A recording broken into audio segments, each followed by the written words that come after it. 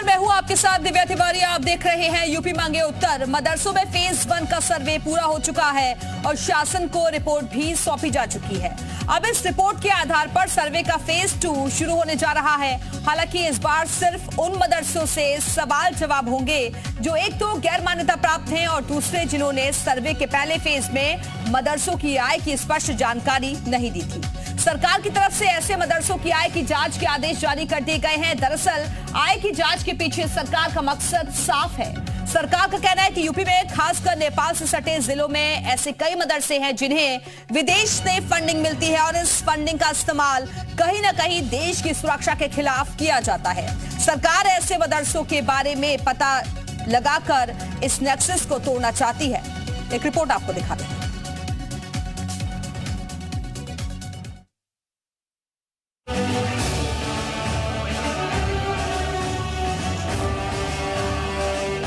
मदरसों में सर्वे के बाद अब उन गैर मान्यता प्राप्त मदरसों की आय के स्रोत का पता लगाने का भी सिलसिला शुरू हो गया है, जिन मदरसों ने सर्वे में स्पष्ट जानकारी नहीं दी।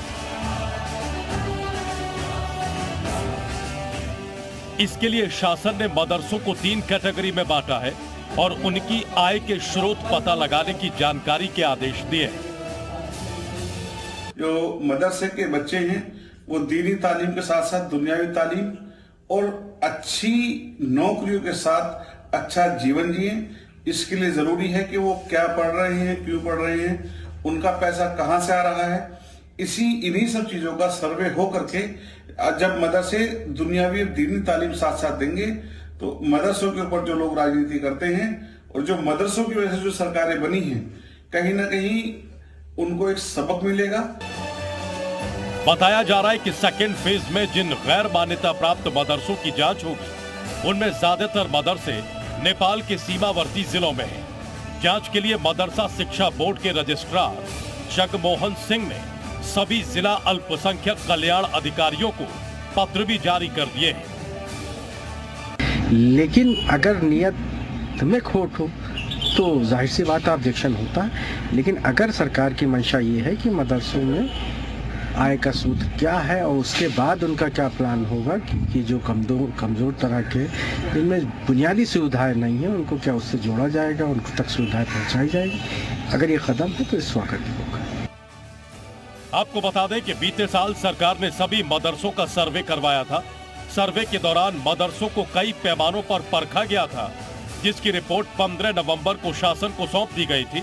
अब इसी कड़ी में गैर मान्यता प्राप्त मदरसों के आय के स्रोत की जांच शुरू हो चुकी है।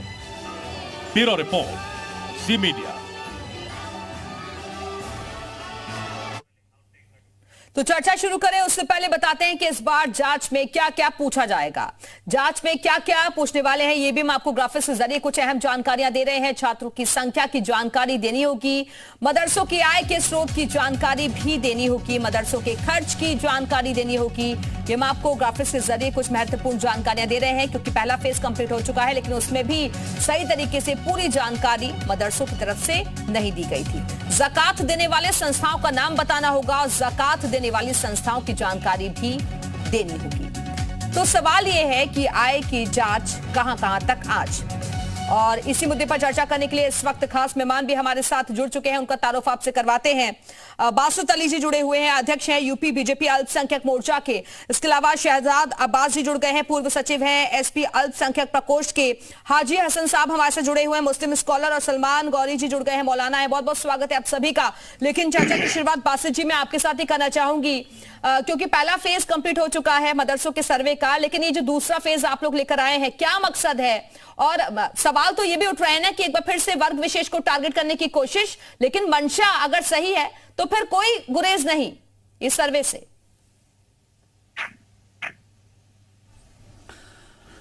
असल में सरकार का एक ही मकसद है कि सबका साथ, सबका विकास और सबका विश्वास और सबका प्रयास।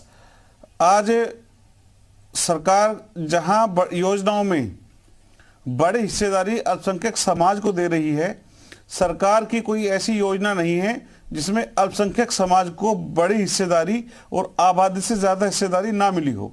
सरकार की मंशा स्पष्ट है कि जो लोग छूट गए हैं, जो लोग पीछे रह गए हैं, उनको आगे लाना। आप अगर मदरसों के ढांचे पर गौर करेंगे तो मदरसों में जो बच्चे पढ़ते हैं अक्सर वो गरीब हैं, उनके माँ बाप भी गरीब हैं और कहीं ना कहीं उनको एक उचित माहौल नहीं मिल पाता है कि उनको क्या पढ़ना है, क्या दुनिया में करना है। एक तरह से रटी रटाई एक पढ़ाई वो पढ़ते हैं जिससे उनका दुनियावी विकास तो नहीं हो पाता और दीन में वो क्या पढ़ रहे हैं उनको पता नहीं चल पाता। और ये जो लोग एक देश का माहौल खराब करने की कोशिश करते हैं, ये उनके लिए आसान टारगेट हमेशा रहा है। मदरसों को लेकर के देश के अंदर हमेशा से इन लोगों ने मदरसों की एक जो इमेज थी उसको खराब करने का काम भी इसी वजह से किया कि कम पढ़े लिखे लोग मदरसों में शिक्षक रहे, मौलाना रहे, उनको दुनियावी तालीम कम थी, या वो जो लोग पढ़े, जो लोग बच्चे निकले मौलाना हाफिज बने, वो भी उसी तरह की उनकी गुणवत्ता रही या उनकी एजुकेशन का स्टैंडर्ड रहा। लेकिन भारतीय जनता पार्टी चाहती है कि जो मदरसे के अंदर पढ़ने वाले बच्चे हैं वो दुनियावी तालीम भी हासिल करें। मोदी जी ने कहा कि मैं एक हाथ में कुरान और दूसरे हाथ में कंप्यूटर देखना चाहता हूं, लैपटॉप देखना चाहता हूं। वहीं सबसे ज्यादा स्कॉलरशिप अल्पसंख्यक समाज के बच्चों को दी गई। और आप अगर देहात के अंदर गौर करेंगे तो जिन गांवों और जिन आबादियों के अंदर स्कूल्स नहीं थे वहां पर स्कूल बनाए गए। सबसे ज्यादा स्कूल बनाने का शहजाद अब्बास जी, मोदी जी और योगी जी सरकार में हुआ। बासित जी को सुना आपने, वो कह रहे हैं कि अल्पसंख्यक वर्ग के विकास के लिए लगातार हमारी सरकार काम कर रही है और जो सर्वे हुआ उसमें भी सही तरीके से जानकारी नहीं दी गई। तो सिर्फ और सिर्फ टारगेट उन मदरसों पर है जो कि अवैध तरीके से चल रहे हैं, जिनकी संख्या 500 से ज्यादा है। बहुत धन्यवाद दिव्या जी आपका। देखिए, उत्तर प्रदेश की जो सरकार जांच की बात कर रही है मदरसों की, बिल्कुल करे, हमको कोई इस पे आपत्ति नहीं है।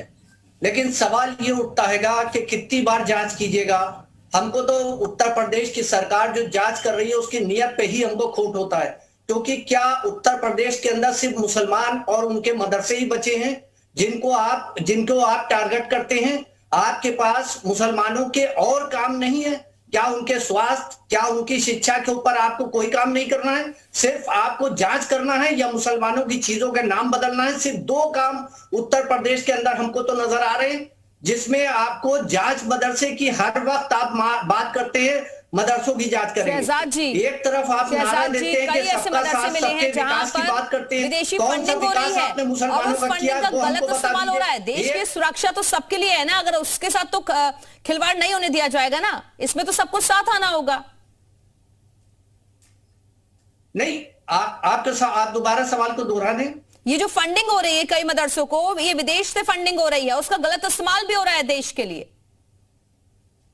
भाई, देश के अंदर भारतीय जनता पार्टी की केंद्र में सरकार है, उत्तर प्रदेश के अंदर जो है भारतीय जनता पार्टी की सरकार है, कई राज्यों के अंदर भारतीय जनता पार्टी की सरकार है। सबसे महत्वपूर्ण बात यह है कि केंद्र में भारतीय जनता पार्टी की पूर्ण बहुमत की सरकार है। उनको यह देखना है कहां से पैसा आ रहा है, वो जांच वहीं से क्यों नहीं करते हैं, कैसे पैसा आ जाता है उसकी जांच क्यों नहीं कर रहे हैं। ये हमको इनकी जो जांच है, हमको इनकी नियत है, उसके ऊपर हमको इनके विश्वास ही नहीं है। ये जिस तरीके से मुसलमानों को एक तरफ नारा देते हैं सबका साथ सबका विकास का, और दूसरी तरफ हमारे मदरसों की जांच कर रहे हैं, हमारे